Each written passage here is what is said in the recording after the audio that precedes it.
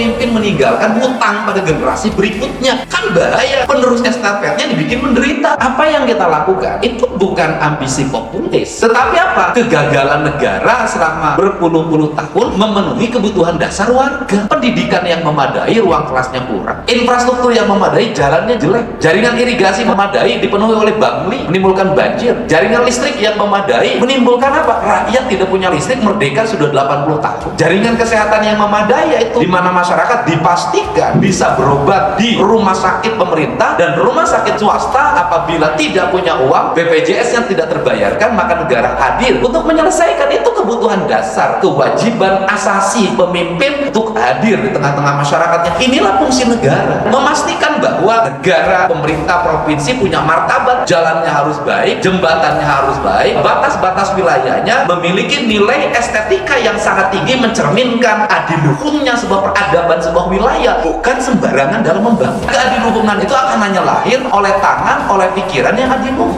tangan dan pikiran yang berorientasi membanggakan daerahnya, membanggakan tanah airnya, membanggakan leluhurnya, bangga menjadi rakyat Jawa Barat. Seluruh rangkaian pencapaian ini lahir karena pengorbanan. Pengorbanan siapa? Saya nggak berkorban apa. Gubernur hilang perjalanan dinasnya nggak ada urusan, hilang belanja pakaian dinasnya nggak ada masalah. Kenapa? Orang operasional saya gede kok. Saya kan nggak boleh nganggap gubernur dengan biaya yang rendah. Enggak, operasional saya gede. Karena operasional saya gede ya cukup gitu loh, nggak usah minta-minta yang lain. Saya tegaskan bahwa seluruh pinjaman pemerintah provinsi kalau diperlukan tidak akan melebihi batas kepemimpinan saya. Jadi kalau saya berakhir 2030 ya sampai 2030 nggak boleh hutang lagi.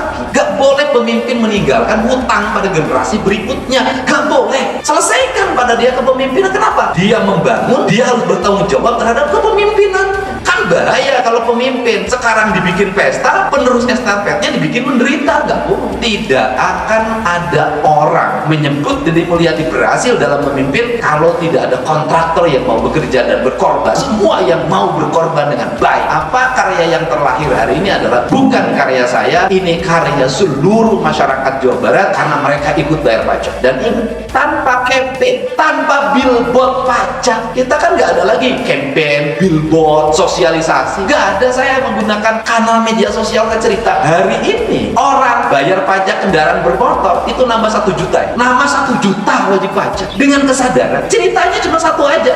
Ini jalan dibangun dari pajak kendaraan bermotor. Akhirnya lahir kesadaran. Masyarakat yang berkesadaran, pemimpin yang punya kesadaran, birokrat yang punya kesadaran, karena seluruh kesadaran itu adalah akal sehat manusia.